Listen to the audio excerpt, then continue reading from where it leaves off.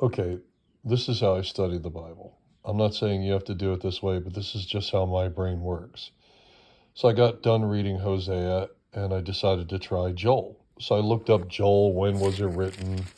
And there's some controversy as to when it was written, early or later, but nevertheless. So I get to chapter 1. And as I'm reading down to chapter 1, I see the word in verse 12, the apple tree. Well, first of all, in here he talks about an east wind. Well, unless you know that, when they refer to east wind, it typically means judgment, right? If you didn't know that, it typically does mean judgment or exile, right? Well, the east wind comes from the desert sands of Saudi Arabia. And what that does is it dries up everything, withers everything, creates a drought. It's a dry, hot wind. I learned that when I was in Israel. Nevertheless, then I come across the word apple tree. And I'm thinking, apple tree?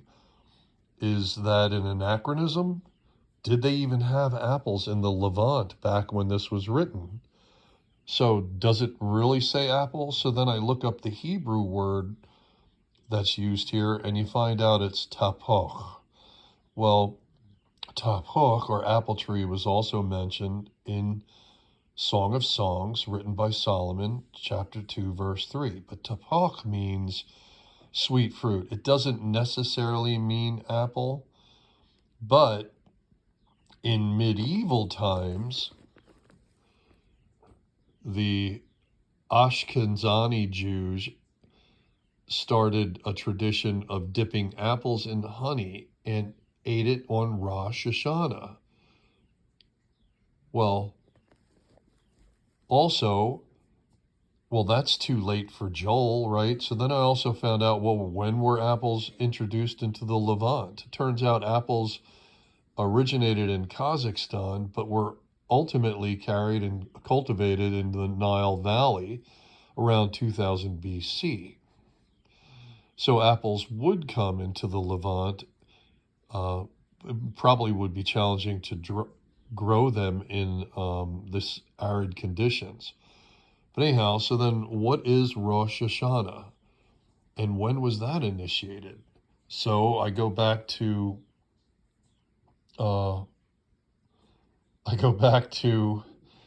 Leviticus. I looked up Rosh Hashanah, and it's the Feast of Trumpets, the Jewish New Year, in Leviticus 23, chapters 23 to 25. So I go there. And you find out in Leviticus, on the seventh month of the first day of the seventh month is the Jewish New Year, not seventh month in the Roman calendar, seventh month on the Jewish calendar, which this year I believe it's October 1st, is the Jewish New Year. Then I just happened to look over here, and on another, the Day of Atonement. Well, that's Yom Kippur. And when does that occur? On exactly the 10th day of the seventh month is the Day of Atonement. And that is the holiest day for the Jews. Now, these aren't necessarily rabbit holes, but now you understand whenever you see the word apple, it may be a transliteration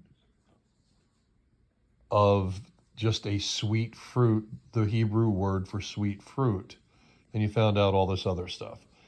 That's how I study the Bible, and that's how I get all these notes in my Bible.